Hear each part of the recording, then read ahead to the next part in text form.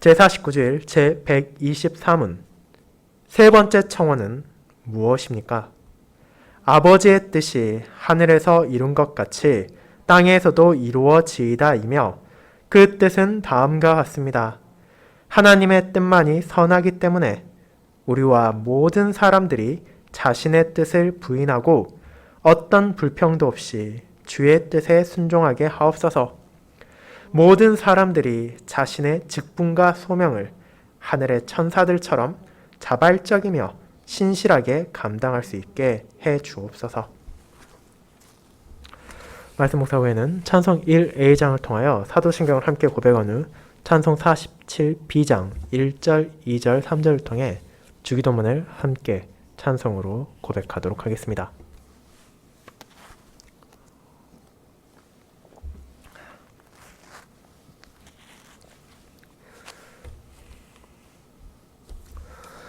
사랑하는 주 예수 그리스도의 형제자매님들, 우리는 오늘날 자신의 의지와 자신의 뜻을 강조한 세상 속에 살고 있습니다. 여러분이 서점을 가도, 여러분이 TV를 켜도, 혹은 신문을 펼치거나 강연을 찾아가도 끊임없이 찬사를 받고 주목받는 사람들은 자기 주도적으로 살아가는 사람이며 자신이 원하는 것을 자신이 원하는 방식대로 노력하여 쟁취하는 성공한 사람들입니다. 그 수많은 사람들이 세상 가운데 크게 외칩니다. 남의 뜻에 따르지 말고 자기 내면의 목소리를 듣고 자기의 욕망이 인도하는 길로 향하라고 말입니다. 비록 그 과정에 고난이 있고 실패할 수도 있지만 그것이야말로 진정한 인간의 행복을 누릴 수 있는 방식이라고 주장하기까지 합니다. 그런 사회의 추세에 따라 어른들만이 아니라 어린 자녀들까지도 자기주도적으로 공부를 하고 어떻게 자신의 뜻에 따라 살아갈 수 있는지에 대해 알려주는 교재와 책들이 계속해서 나오고 있습니다. 그에 따라 자연스럽게 과거에 강조되었던 충성이나 신실함과 같은 미덕은 빛을 발해가고 있습니다. 오늘날의 신자들에게 이 점은 결코 간과할 수 없는 부분입니다. 저와 여러분은 무엇을 생각하며 그것을 누구의 뜻에 따라 다루기 위해 노력하고 있습니까? 우리가 솔직하게 지난 한 주의 삶을 돌이켜본다면 그 답은 어렵지 않게 발견될 것입니다. 우리는 수많은 시간을 일상에서 마주하는 사소한 것들로부터 시작해서 중요한 일들을 생각하는 데 사용했으며 그것을 내 뜻과 내 방식대로 풀어가기 위해 노력했습니다. 저도 그랬으며 여러분 중 대다수도 그랬을 것으로 생각됩니다. 그리고 이것이야말로 우리에게 주기도문의 세 번째 청원이 주어진 이유입니다. 권위를 인정하기 싫어하고 자신의 어리석음을 바라보기 싫어하는 인간의 죄성은 우리로 하여금 내가 무언가를 할 수 있을 것이라는 교만한 생각을 가지게 하고 다른 누군가의 뜻이 아니라 내 뜻이 가장 옳고 내가 상황에 대해 가장 잘 안다는 잘못된 확신을 품게 합니다. 그렇다면 그런 생각을 하기도 하는 자신의 양떼들을 향해 주님께서는 무엇을 구하라고 가르치셨습니까? 바로 아버지의 뜻이 하늘에서 이룬 것 같이 땅에서도 이루어지이다라는 청원을 우리에게 주셨습니다. 그리고 이 강구는 우리의 죄된 본성과 맞지 않을 뿐 아니라 자신이 주도하길 원하는 사람의 욕망과도 어울리지 않습니다. 그러나 이를 통해 주님께서는 자신의 백성들이 누구의 뜻이 온전히 선한 것인지를 기억하고 그 선하신 아버지의 뜻에 따라 말과 행동을 다스릴 뿐 아니라 그것의 아름다움을 기억함으로 이를 자발적이고 신실하게 감당할 수 있기를 구하게 하셨습니다. 우리가 결코 스스로 가질 수 없으며 가지려고도 하지 않는 아버지를 향한 겸손과 순종의 자세를 이 기도를 통해 청원하게 하시며 그것이 어떤 삶을 통해 나타나는지를 자신의 사역을 통해 우리에게 알려주시기까지 하셨습니다. 이제 우리는 그와 같은 주기도문의 세 번째 청원에 대해 다루고 있는 교리문답 제49주일의 내용을 우리는 누구의 뜻을 따라 살아가야 하는가라는 제목으로 나누고자 합니다. 그리고 이를 사람의 이만을 생각하며 자신의 뜻을 세우고자 하는 죄인과 그런 이들을 향해 진정 아버지의 뜻을 구하라고 전하신 주님의 가르침으로 살펴보도록 하겠습니다. 첫 번째, 사람의 일을 생각하며 자신의 뜻을 구하는 죄인들에 대해 알아보겠습니다. 형제자매 여러분, 우리는 교리문답을 통해 주님께서 가르쳐 주신 기도의 서원과 그에 이어지는 첫 번째, 두 번째 청원을 의미를 알아보는 여정을 함께 했습니다. 우리의 주님께서는 가장 먼저 나오는 기도의 서원을 통해 기도의 신뢰의 대상이 도대체 누구인지를 알려주셨습니다. 모든 성도들에 있어 기도의 대상이자 유일하게 의지할 수 있는 대상은 오직 하늘 아버지심을 기억하게 하므로 그분께 우리의 필요를 구하고 그분의 전능하심과 그분의 자비를 의지하며 살아가야 함을 알려주셨습니다. 그런 서원에 이어지는 첫 번째 청원은 기도의 대상인 하나님의 거룩함을 우리가 바르게 알기를 구하고 그렇게 알게 된 거룩함을 이 땅에서 더럽히지 않을 뿐 아니라 합당하게 높이고 그 이름에 합당한 영광을 돌리기 위한 소명까지 주어졌음을 깨닫겠습니다. 그리고 이어진 두 번째 청원에서 우리는 아버지의 나라가 임하소서라는 기도를 왜 우리가 드려야 하는지를 알아보았습니다. 이 기도를 통해 신자는 아버지의 나라를 바라는 것이 우리에게 어떤 자세를 요구하는지를 생각하게 됩니다. 모든 사람들이 그러하듯이 신자 역시도 이 땅에 살아가며 죄로 인해 파탄난 세상의 결핍과 부족함을 바라보게 됩니다. 우리가 눈을 돌려서 조금만 주변을 살펴봐도 그런 현실이 적나라하게 보일 뿐 아니라 그런 상황에서 아버지의 거룩함을 드러내고자 하는 자녀들은 환난과 고통까지도 경험하기에 자족하며 이 땅에서 살아간다는 것은 불가능할 것처럼 얼핏 보이기까지 합니다.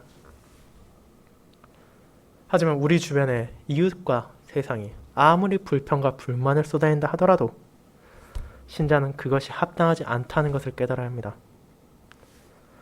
이는 세상을 누가 다스리고 계신지와 연관이 있습니다. 아무리 이 땅에서 마주하는 현실이 죄의 영향을 받아 비참과 타락을 보여준다 하더라도 하나님께서는 여전히 그분의 주권으로 그 모든 것을 다스리고 계시기 때문입니다. 그분께서 이 세상을 버리셨음에도 그것이 마음대로 움직이는 것이 아니라 우리의 이해를 초월하는 하늘아버지의 섭리 가운데 만물이 운행하고 있는 것이기 때문입니다. 사소하게는 저나 여러분들 한 개인의 가정과 주변 환경으로부터 시작하여 자연의 변화나 정치적 움직임까지도 궁극적으로는 그분의 뜻에 따라서만 움직입니다. 그리고 그 모든 것이 우리의 구원을 위하여 다스려지고 있음을 인식할 때에야 비로소 우리는 불평과 불만을 멈추고 자족하며 감사할 수 있게 됩니다.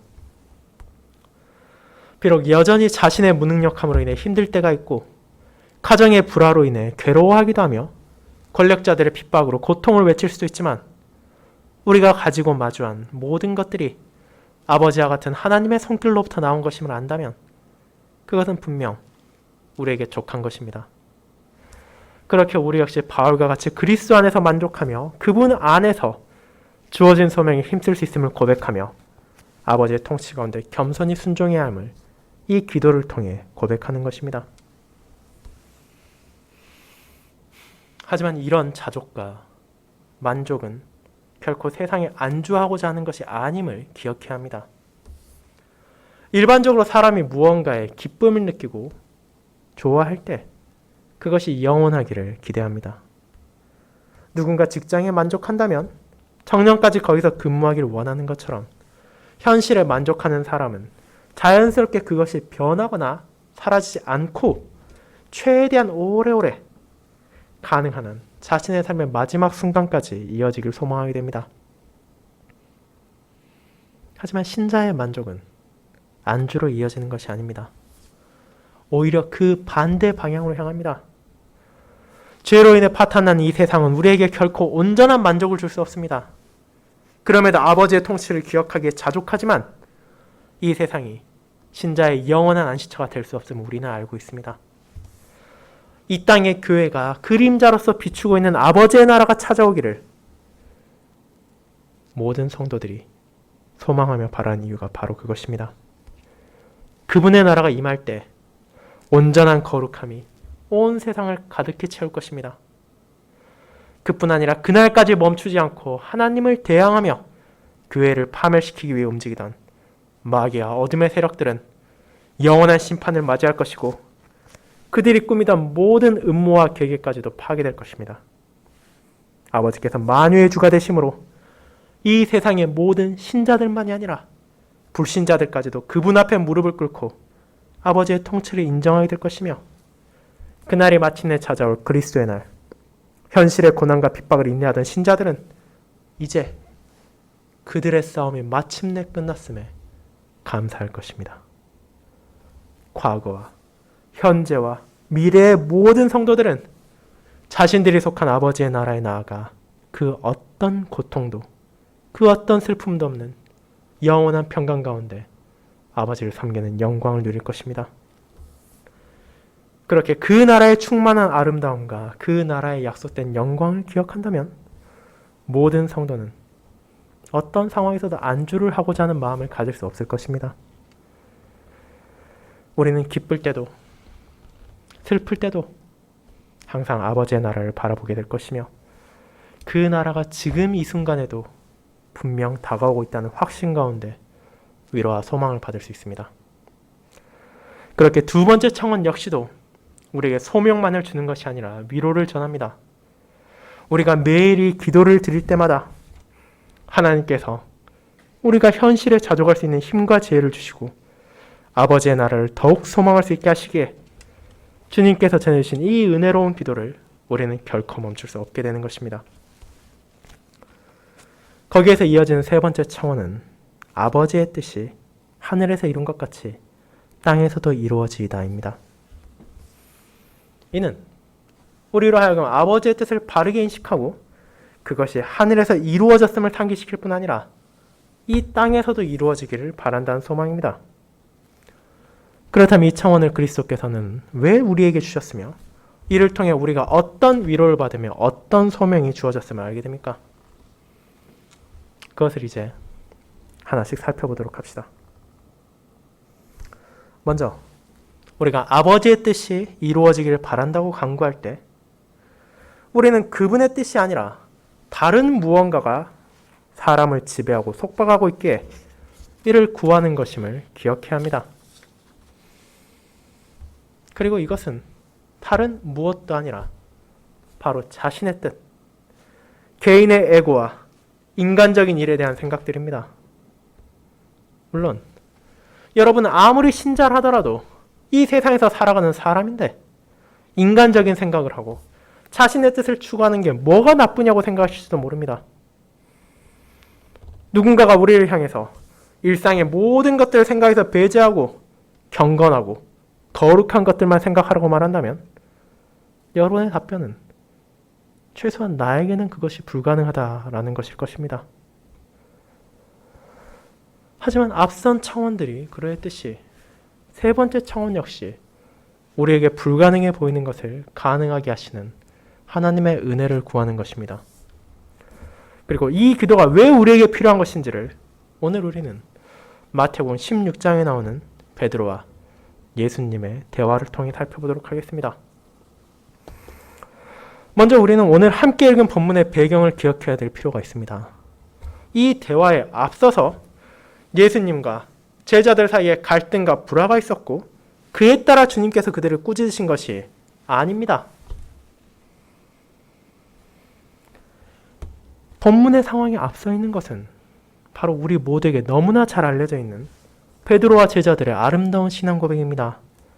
세상 사람들이 주님께서 가르치신 진리와 그분께서 행하신 이적을 바라보면서도 대체 그분이 누구이신지를 바르게 이해하지 못하고 있을 때 제자들을 대표하여 베드로는 주는 그리스도시요 살아계신 하나님의 아들이시니이다 라는 그분의 정체성을 바르게 고백했습니다. 그리고 이제 교회를 향해 주님께서 천국 여슬을 맡기신 것이 오늘 읽은 16장 21절보다 앞선 상황입니다. 하지만 이제 상황이 급변합니다. 제자들은 그분이야말로 하나님께서 약속하셨던 메시아였다는 것을 깨달았고 아마도 이제 그들 앞에 펼쳐질 승리를 기대하게 되었을 것입니다. 그러나 주님께서 누구이신지가 고백된 이후 그분과 제자들을 향한 마귀의 공격은 오히려 더 거세고 더 강해졌습니다. 21절은 예수님께서 사역을 하실 때 만나게 될 주된 대적들을 모두 열거합니다. 그들은 당시 유대의 종교적이고 정치적인 지도자들인 장로들과 대제사장들과 서기관들이었습니다. 그들이 서로 손을 잡고 주님의 입을 막고 그분을 죽이기 위하여 음모를 꾸미고 있었으며 그 사실을 예수님께서는 누구보다도 더 잘 알고 계셨습니다. 이제 그분께서 예루살렘 향해 올라가신다면 대적들을 마주해야 할 것이며 그들을 통해 자신에게 주어지는 아버지의 진노를 감당하셔야 할 것입니다. 이것은 인간적인 생각과 뜻으로는 도저히 받아들일 수 없는 끔찍한 박해일 것입니다. 그럼에도 그것이 자신의 백성들을 위해 필요한 것이기에 자신의 아버지로부터 버림을 받음으로 그 백성들이 버림받지 않게 하기 위하여 주님께서는 이 모든 것을 아시면서도 예루살렘을 향해 나아가시며 제자들에게 이를 미리 알려주심으로 그들 또한 찾아올 환난을 마주할 준비를 하게 하셨습니다. 그리고 그들이 경험해야 하는 것은 그동안 경험했던 핍박을 넘어서 자신들의 스승이며 그들이 그리스도이자 살아계신 하나님의 아들이라고 고백한 예수님의 죽음까지도 포함된 것이었습니다. 이제 그와 같은 가르침을 제자들이 들었습니다. 그렇다면 그들은 어떤 반응을 보입니까? 그들은 우리에게도 너무도 친숙한 인간적인 반응을 보입니다. 우리는 이미 그리스도의 승리를 알고 있고 그분께서 이를 통해 베푸신 은혜를 알고 있기에 왜 제자들이 주님께서 그분의 고난과 죽으신 부활에 대해 가르쳤을 때 저렇게 반응을 보이냐며 그들을 어리석다 생각하며 그들을 낮춰볼 수도 있습니다. 하지만 진정 우리가 그들의 자리에 있었다면 다른 반응을 보일 수 있었겠습니까? 그들은 진리를 들었으며 메시아의 정체성까지도 고백했습니다. 그러나 이 세상에 살며 인간적인 일을 생각하는 우리는 약속된 왕에게도 동일한 것을 기대합니다. 그 왕이 왜 이 땅에 오셨으며 어떻게 아버지의 뜻을 성취할 것인지를 생각하기보다는 우리 뜻에 따라 인간적 방식으로 눈에 보이는 승리를 거두고 세상의 혜택을 베풀기를 구하기 십상입니다. 그렇게 제자들을 대표하여 베드로는 어떻게 반응합니까? 붙들고 항변한다는 표현은 안타깝게도 그 상황을 바르게 알려주지 못하는 번역입니다. 한국어 번역만 생각해 본다면 마치 제자들 앞에서 베드로가 주님의 멱살이라도 붙잡고 말하는 것처럼 보이지만 실제 원문은 그와 정반대의 상황을 묘사하기 때문입니다. 그는 조용히 예수님을 한쪽으로 모시고 가서 말했습니다. 하지만 그 어투와 상황은 은밀했을지언정 베드로의 말의 내용은 번역 이상으로 강한 것입니다. 그는 단순히 항변하고 주님의 뜻을 거부한 것을 넘어서 원문의 표현을 직역하자면 예수님을 꾸짖었습니다. 이를 이해하기 쉽게 묘사하자면 대권을 앞두고 있는 유력한 정치인의 참모가 지지인들 앞에서 연약한 모습을 보이고 실언을 한 정치인을 잠시 군중들 뒤로 데려가서 그러시면 안 된다고 점잖게 지적하는 것과 유사합니다. 제자들은 그분이 누구이신지를 알기에 더더욱 하나님의 기름 부음 받은 자로서 승리하실 분이 왜 고난을 받고 왜 죽임당하셔야겠냐고 꾸짖는 것입니다. 이제 스승님의 앞길에는 영광만이 펼쳐질 것이고 그런 비극이 찾아올 수도 없고 찾아와서도 안 된다고 말하며 주님께서 죽으실 필요도 없고 죽으실 필요가 없게 당연히 부활에 대해서도 말하실 필요가 없다고 말하는 것입니다. 베드로를 포함한 제자들은 인간적인 방식으로 메시아를 이해했으며 자신들의 뜻에 따라 그분이 움직이길 원하며 그들의 이해를 넘어서는 것들을 받아들이지 못하고 있었습니다. 그리고 이것은 베드로만이 아니라 우리 역시도 가진 연약함이자 결핍임을 고백해야 합니다. 제자들 대표의 베드로가 한 말이 악한 의도에서 나온 것입니까? 물론 그렇지 않습니다. 그는 나름대로 자신들이 이해하고 있는 상황과 현실 인식을 바탕으로 예수님을 향해 충언을 했다고 생각했을 것입니다. 그에게서 주님은 승리하시고 영광을 받으셔야 마땅한 분이시며 소수의 제자들만이 아니라 온 세상 앞에서 당당하게 왕위에 오르셔야 할 참 메시아셨습니다. 그렇게 비록 지금 자신들이 힘이 없고 약해서 어려움을 겪는 것이 사실이라 하더라도 주님께서 예루살렘에 올라가사 원수들을 물리치시고 그들 역시도 그분과 함께 영광을 맞이할 것이라 생각했습니다. 그렇게 베드로는 지금 예루살렘에 올라가셔서 승리를 선포하셔야 될 주님이 어쩌면 압박감이나 부담으로 인해 잠시 약한 모습을 보이신다 생각했고 그분을 꾸짖어서라도 힘을 내고 다시 그 길을 나아갈 수 있도록 하는 것이 자신들에게 주어진 역할이라 생각했습니다. 그렇게 비록 스승의 권위와 뜻을 불신하는 것처럼 보일지언정 자신들의 뜻에 따라 지극히 인간적인 방식으로 이런 말한 것입니다. 그런 상황을 인식한다면 우리는 베드로를 쉽게 비난할 수 없을 것입니다. 그의 이런 말까지도 분명 나름대로는 주님을 생각하는 마음에서 나온 것이며 우리 역시 동일한 상황에 처한다면 비슷한 행동이 있을 것이기 때문입니다. 하지만 그 모든 것이 결국은 사람의 일을 생각하며 사람의 뜻을 따르고자 한 것이기에 주님께서는 이를 강하게 꾸짖으십니다. 베드로의 항변에 대해 그를 돌이키시며 강하게 책망하셨습니다. 광야에서 시험을 당하셨을 때 마귀에게 물러가라고 명하셨던 것처럼 사탄아, 내 뒤로 물러가라고 이르신 예수님은 베드로가 지금 아무리 그분을 사랑하는 마음에서 이를 말했다고 하더라도 그것이 실제로는 하나님의 뜻을 거부하는 것이며 그 배후에 있는 것이 사랑과 충성이 아니라 마귀의 모략이라는 것을 알리신 것입니다. 광야에서 마귀가 주님을 무너뜨리려 했던 것처럼 이제 그는 자신의 전략을 바꿔 사랑하는 제자를 통해 주님께서 십자가의 길을 나아가지 못하도록 쓰러뜨리려 하고 있었기 때문입니다. 그 당시에는 사탄이 주님을 향해 세상의 권력을 통해 유혹했다면 이제 베드로를 통해서는 인간적인 정을 이용하고 고난을 굳이 받을 필요가 있겠냐며 회유하며 아버지의 뜻을 성취하지 못하도록 방해하려 했기에 주님께서는 이를 단호하게 거부하시며 인간적 생각에 빠져있던 베드로가 다시 진리 가운데 돌아오도록 권면하신 것입니다. 사랑하는 형제자매 여러분, 이제 우리 안에 자리 잡은 사람의 생각, 인간의 뜻이 무엇인지를 생각해 보도록 합시다.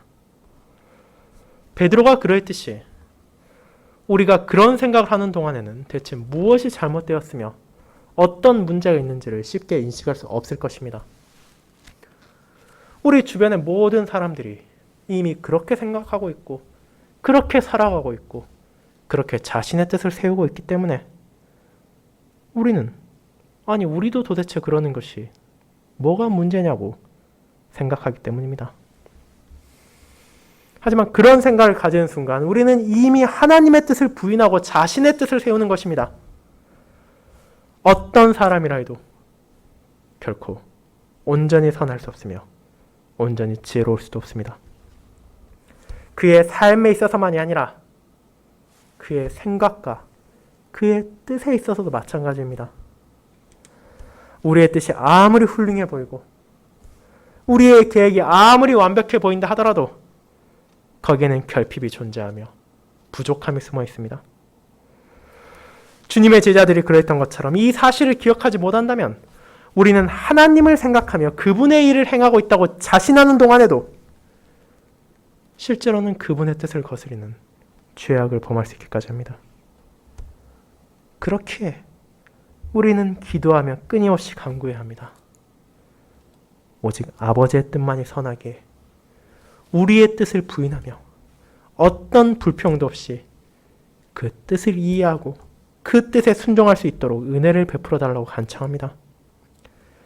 하늘 아버지의 은혜가 없이는 우리 역시 이 땅에 사는 인간으로서 너무나 자연스럽게 세상의 일만을 생각하고 사람의 방식대로 자신의 뜻만을 추구할 것이기에 그런 부족한 우리가 아버지의 뜻에 따라 그분의 일을 생각하며 살아갈 수 있기를 기도하는 것이 너무도 절실히 필요하며 그렇게 주님께서는 이 청원을 우리에게 주셨습니다. 이제 두 번째, 하나님의 일을 생각하며 그분의 뜻을 구하라는 주님에 대해 알아보겠습니다.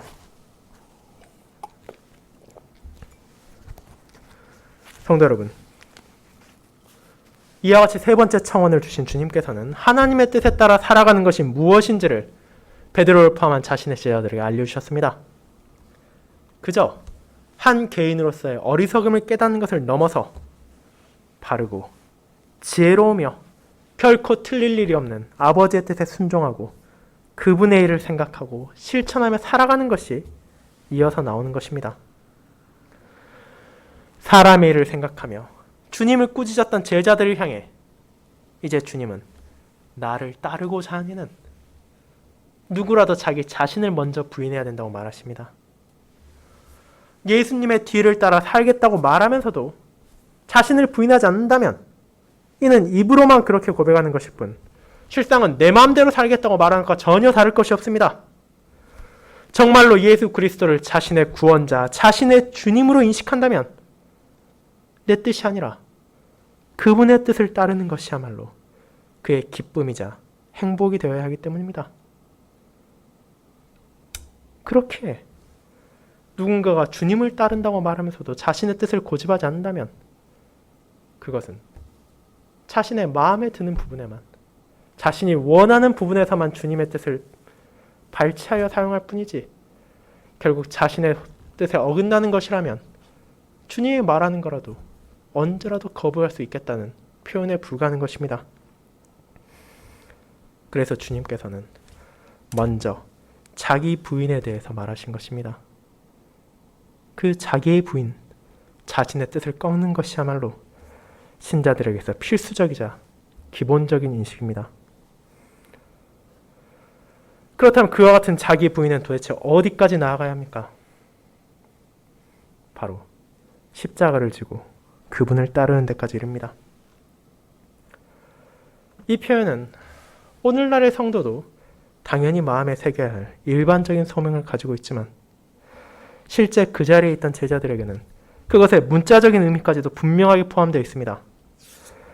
그 제자들 중 상당수는 훗날 드러나는 것처럼 주님을 따름으로 인해 십자가를 지고 목숨을 잃었습니다. 그리고 그것 자체는 그 누구도 기뻐할 수 없으며 달가워하지 않는 것일 것입니다. 죽음을 말한 자신의 스승까지도 꾸짖었던 이들이 어떻게 자기 자신의 죽음을 쉽게 받아들일 수 있겠습니까?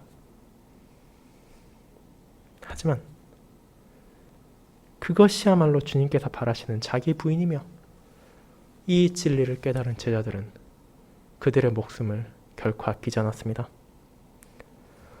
우리가 정말로 자신의 뜻을 내려놓고 하나님의 뜻만이 선하다는 것을 인정한다면 비록 그 뜻이 우리를 고난과 환난을 거치게 하며 심지어 육신의 죽음까지도 맞이하게 한다 하더라도 그 길을 따를 수 있게 될 것입니다. 그 이유는 단 하나, 말씀에서 계시된 아버지의 뜻을 신뢰하기 때문입니다. 그분께서는 이 땅의 삶을 넘어선 영원한 생명을 자신의 자녀들에게 약속해 주셨습니다. 세상의 일에 집착하고 사람의 방식으로는 결코 얻을 수 없는 영광스러운 약속이 주어졌으며 성령 하나님의 역사하심을 통해 이 진리를 깨달은 신자들은 비록 현재의 목숨을 잃는다 하더라도 그것이 실제로는 영원한 생명을 향한 관문에 불과하다는 것을 알게 됩니다. 그렇게 주님께서는 25절에서 제 목숨을 구원하고자 하는 자는 결국 그것을 잃게 될 것이며 주님을 위하여 자기 목숨을 잃는 자는 반대로 그것을 잃어버리는 것이 아니라 오히려 찾게 될 것이라고까지 말하신 것입니다. 이는 중국의 오래된 병법서인 오자병법에 나오고 이후에 군인들도 말하던 전쟁에 나가는 각오와 자세를 말하는 필사즉생, 행생즉사와 같아 보이지만 실상은 전혀 다른 것입니다. 아무리 피할 수 없는 전쟁에 나가는 병사들이 죽기를 각오하고 싸운다 하더라도 그들 가운데 모두가 살아 돌아오진 못할 것입니다. 하지만 주님을 위해 십자가를 지고 목숨을 잃기까지 자기를 부인한 자들은 단 한 명의 예외도 없이 그분께서 주신 영원한 생명을 찾게 될 것입니다.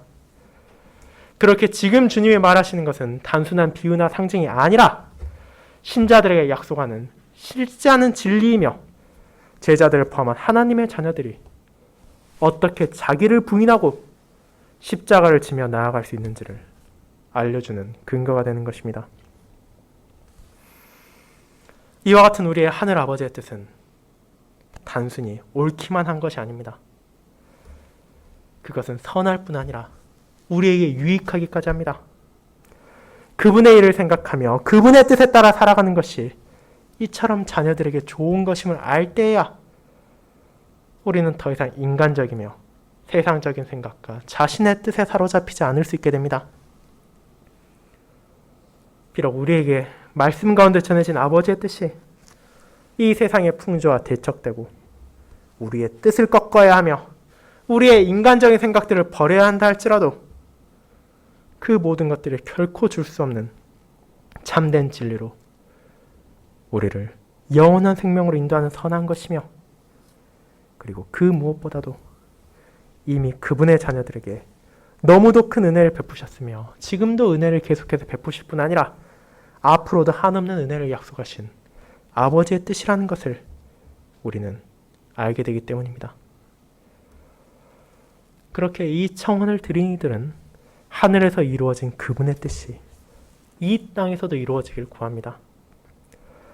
인자가 아버지의 영광으로 올 때 그분과 함께할 천사들은 하늘에서 아버지의 뜻에 자발적이며 신실하게 순종하고 있습니다. 억지로 목덜미를 붙잡히고 엄중한 감시 가운데 억지로 자신들의 소명에 따르는 것이 아니라 그 뜻의 선함과 그 뜻의 옳음을 누구보다도 바르게 인식하고 자기 자신들을 세우는 것이 아니라 오직 하나님을 높이고 그분의 영광을 모든 것보다 우선시하며 그것을 생각하고 그것을 위하여 아버지의 뜻을 끊임없이 구하고 있었습니다. 이를 기쁨을 행하는 천사들 하나하나의 모습이 우리는 이 땅에서 바로 우리 자신들을 통해서 나타나길 기도하는 것입니다. 나의 뜻이나 나의 유익과 배치된다고 해서 이를 꺼려하거나 갖은 핑계를 대고 거부하는 것이 아니라 천사들과 같이 우리도 이를 기쁨으로 순종하길 구합니다. 그리고 그것을 우리가 끊임없이 간구하는 이유는 어떤 사람도 자신의 능력으로는 이를 실천할 수 없기 때문입니다.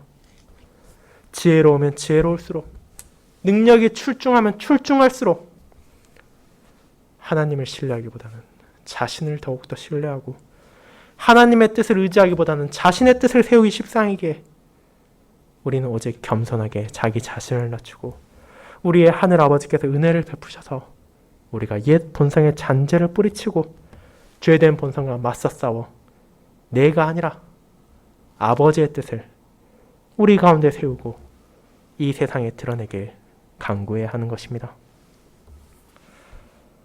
사랑하는 성도 여러분, 그렇다면 제가 앞서 물어봤던 질문으로 다시 돌아가도록 합시다. 우리가 우리를 둘러싼 세상의 일들을 전혀 생각하지 않고 하나님의 뜻만을 고려하는 것이 가능합니까? 그것은 어떤 의미로는 불가능합니다. 우리는 분명 하루 종일 성경만 읽을 수도 없으며 그분의 뜻을 탐구할 수 있는 여건에 있지도 않으며 일상에서 끊임없이 만날 수밖에 없는 소소한 일로부터 시작하여 중요한 일들까지 다루고 해결해야 하기 때문입니다. 그렇게 현실적으로 우리가 이를 실천한다는 것은 불가능해 보일지도 모릅니다. 하지만 정말 그렇습니까? 너무도 불가능해 보이는 이 청원에 대한 소명이 다른 면에서는 가능하다는 것을 우리는 알게 됩니다. 하나님의 은혜 가운데 신자는 자신에게 주어진 모든 직분과 소명, 그리고 심지어 우리의 일상까지라도 바로 하나님께서 우리를 위하여 주셨음을 인식하고 그것을 어떻게 하면 아버지의 뜻에 따라 감당할 수 있을지를 생각하며 살아갈 수 있습니다. 나에게 주어진 직분과 소명을 통해서까지도 나의 명성을 높이고 나의 영광을 구하는 것이 아니라 아버지의 거룩함을 드러내며 아버지의 이름을 높일 수 있는 방식을 인간적인 생각과 인간적인 뜻을 통해서가 아니라 하나님의 일을 생각하며 그분의 뜻을 순종하는 가운데 나타낼 때 비로소 우리는 진정 십자가를 지고 주님의 뒤를 따르고 있다고 말할 수 있을 것입니다. 물론 그와 같은 삶이 결코 안락하지만은 않을 것입니다.